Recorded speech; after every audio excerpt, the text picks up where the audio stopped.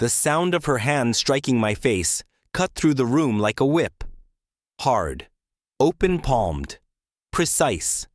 The restaurant fell into complete silence. Dozens of eyes turned toward us. Her family, her friends, some of our investors.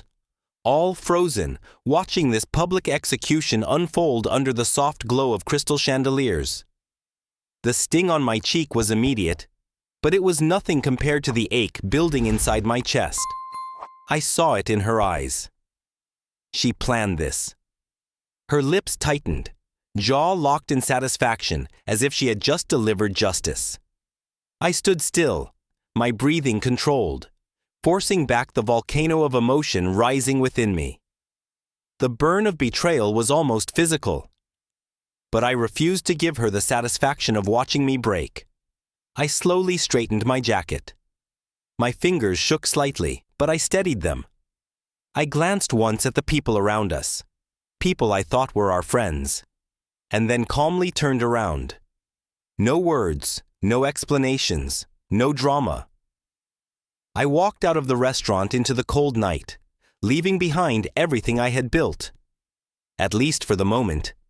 To understand how I ended up there, you need to know how it all began. How perfect it once seemed. Elaine was mesmerizing. The first time I saw her, I was completely lost. Her confidence was magnetic. The way she carried herself, like she belonged in any room, like the world owed her attention, was intoxicating. And I fell hard.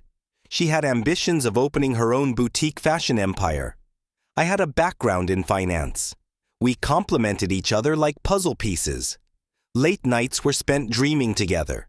Sketches on napkins. Business plans scattered across my living room floor. Whispered promises under dim lights. I remember one night in particular when she looked at me after we finalized our first investor pitch. She said, "You're my anchor, Daniel. Without you, I'd be lost." Those words became my fuel.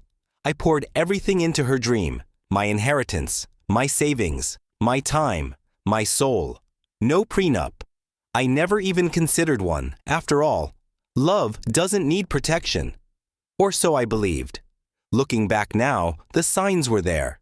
Small things at first, subtle shifts, the late-night texts she quickly dismissed, the secretive phone calls she took on the balcony, the business meetings she started attending alone.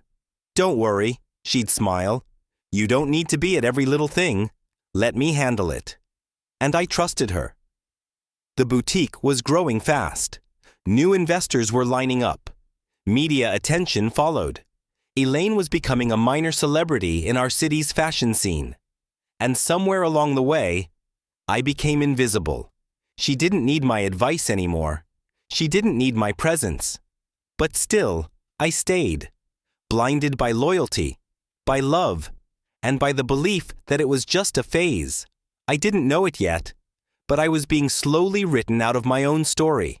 That night at her birthday dinner was not spontaneous.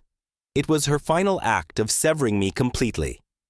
The slap wasn't about anger. It was performance, a message to everyone present. And it worked. The very next morning, whispers turned into full-blown accusations. Cheating, financial abuse, emotional manipulation, rumors I didn't even know how to defend myself against.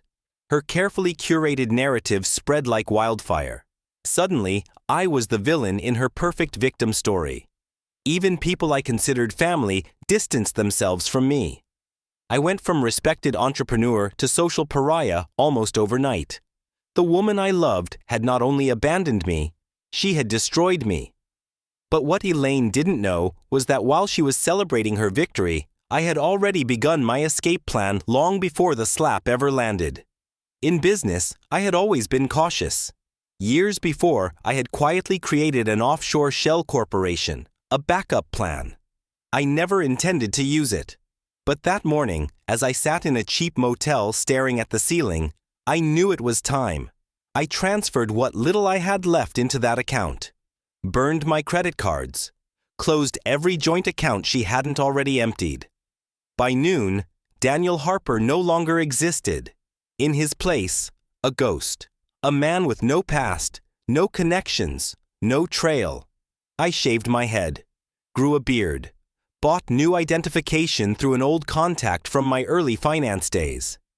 I became Lucas Brandt, and while Elaine celebrated my public destruction, I disappeared into the shadows. But I wasn't running. I was evolving. The first few months were brutal. I had no home, no income, no support. Every dollar I spent was calculated for survival. Cheap motels, greasy diners, second-hand clothes. There were nights I slept in my car just to avoid spending the last of my cash. But while my world had shrunk down to the size of a duffel bag, my mind stayed sharp. I used every spare minute to learn. I buried myself in online courses, business law books, investment strategy, and forensic accounting. If Elaine had played the long game to destroy me, I would master the longer one. Every night, I whispered one sentence to myself like a prayer. Patience is power. And the longer I stayed quiet, the more dangerous I became. About 8 months after my disappearance, Mike found me. Mike had always been the one person who questioned Elaine's perfect story. He tracked me down using encrypted forums we once shared back when we dreamed of opening an investment firm together.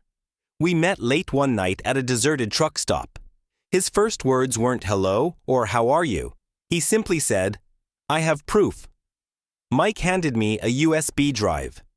Photos, emails, financial records.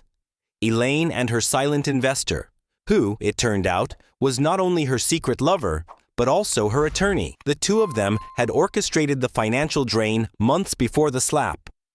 They forged documents, funneled money into offshore accounts, and set up shell companies designed to make me look guilty of fraud. Elaine wasn't just heartless. She was criminal. Armed with this information, I made my first real move. But not against her. Not yet. Instead, I found work.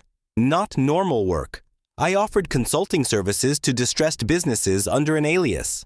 My understanding of complex financial structures, combined with what I learned from Elaine's betrayal, made me valuable. I helped failing companies hide losses, restructure debts, and avoid hostile takeovers. I worked in the shadows. Quiet. Invisible. And I made contacts. Lots of them. Men and women who owed me favors in finance, law, and tech. The very same world Elaine and her lover had weaponized against me.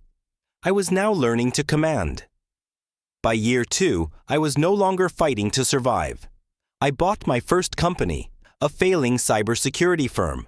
Using every trick I had learned, I turned it around within a year. Then sold it for nearly 10 times what I paid. With that money, I created a small investment group under another shell corporation. We acquired distressed assets, small tech firms, struggling logistics companies, failing real estate projects. All quiet, all hidden. Elaine would have no way of knowing who was behind these moves. But one company acquisition led me to something I hadn't expected. An indirect connection to the holding company that owned a majority of her boutique's parent firm. And suddenly, the game changed. I used a series of offshore holding companies to start buying small stakes in her parent company. Tiny percentages, easily overlooked. Every month, my ownership grew. By year 3, my group controlled nearly 40% of the holding company's debt structure, which quietly gave me influence without her knowing. Her empire was now standing on land I was slowly buying from under her feet. She continued to host parties, flash her success on social media, give interviews about resilience after heartbreak. I watched every interview. I studied every financial report she released. She believed she had won. She had no idea that I was now controlling many of the creditors who would eventually call in her loans. When they did, she would crumble. By the beginning of year 4, the trap was nearly complete. Elaine's empire was still shining on the surface, but behind the scenes, cracks were forming everywhere. I made sure her boutique chain suppliers started raising their prices, quietly pressured some of her investors to pull out. Key distributors renegotiated contracts in their favor. All coordinated, all silent. Elaine tried to keep everything together. Her social media posts became more aggressive, more photo shoots, more charity galas, more articles about her being a self-made woman. But I could see the fear building in her eyes during her interviews. She knew something was wrong. She just couldn't see where the attack was coming from. Then came the unexpected bonus I hadn't planned for. News broke that Elaine had gotten engaged to a wealthy tech investor named Robert Sterling. Robert was one of the few men I had secretly worked with during my second year in hiding. He didn't know my full story, but I knew his. Every financial scandal, every silent lawsuit settled behind closed doors. Elaine had no idea the man she was about to marry was another ticking time bomb. I arranged for Robert's private indiscretions to reach the tabloids. Carefully timed, of course. Within days, her engagement collapsed under public scandal. She lost another major sponsor that week. Her public image began to fracture. 6 months after her broken engagement, the opportunity I had been waiting for finally arrived. Her parent company's board entered quiet talks about restructuring, desperate to avoid full collapse. They needed a buyer, a savior. Enter my newest holding company, Aurelius Capital, completely untraceable to me on the surface. Through months of negotiations, we acquired full control of her boutique's parent company. The moment the ink dried, I owned everything. Elaine still didn't know. She continued to run her boutique, smiling at cameras, attending events, completely unaware she was now an employee inside my web. But not for long. About 5 years after the slap, the final move presented itself like fate handing me a gift. An invitation arrived in an elegant envelope. Private Wealth Society. Elite Gala at Fairfield Estate. Fairfield, our hometown. The same place where she slapped me. The same people would be there. Investors, media, former friends. I didn't hesitate. I booked my private jet and arrived 2 days before the gala. I wanted to walk the streets of Fairfield, this time as a man she wouldn't recognize. Luca Brandt, billionaire investor, silent kingmaker, the man who no longer existed when she thought she destroyed me. 2 hours before the gala started, I received a message from one of my legal contacts. It's done. The fraud investigation I'd been quietly feeding evidence into for years finally triggered public charges. Elaine's financial house of cards officially collapsed. Her accounts were frozen, her assets seized. Her name appeared on every major news channel before she even arrived at the estate. But she still showed up. Pale, shaken, but proud. Trying to pretend nothing was happening. That was the kind of performer Elaine was. But tonight, her stage was mine. The moment I entered the grand banquet hall, I saw her. Elaine stood near the champagne table, surrounded by the last few people still clinging to her, some out of loyalty, others out of curiosity. She didn't recognize me. Not yet. The beard, the suit, the quiet, composed energy. I wasn't Daniel Harper anymore. I was Luca Brandt, one of the wealthiest silent investors in the room. The man who, on paper, had nothing to do with her past.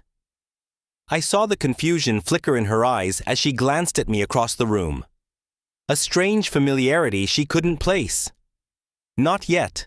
An hour into the evening, the host tapped his glass to call for attention.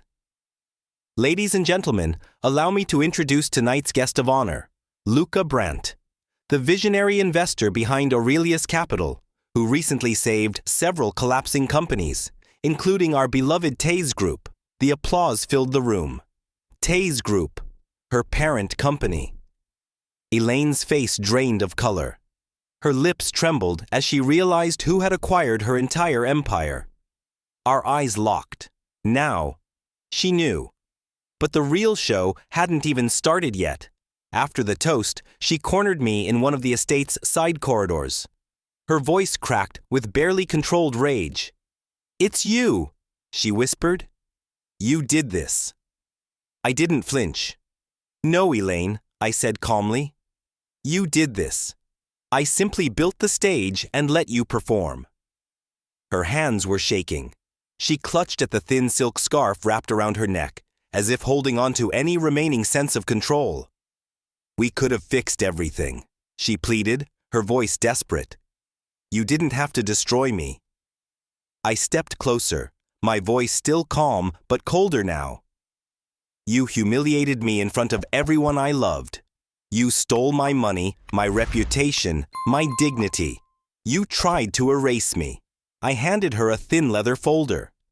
Inside, every piece of evidence, the fraudulent contracts, the fake loans, the offshore accounts, the emails with her lover lawyer, who was now also under investigation, all tied together, all bearing her signature. "You didn't just betray me, Elaine," I whispered. "You committed crimes. I simply made sure the world would see the truth." 2 days after the gala, the full media storm erupted. Every major outlet carried the headlines. Fashion queen indicted in multi-million-dollar fraud case.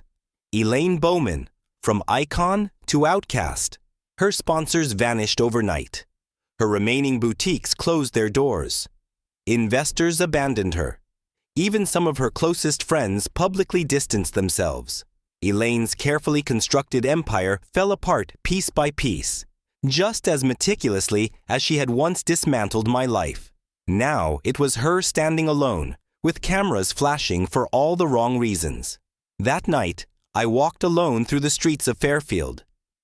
The same streets where 5 years earlier I had been humiliated and discarded. Now there was no victory lap, no celebration, only silence and peace. Some scars never fully heal. Even now, I still sometimes feel the echo of her hand striking my face. But it no longer stings. Now it simply reminds me of who I became. The man who waits. The man who plans. The man you never see coming.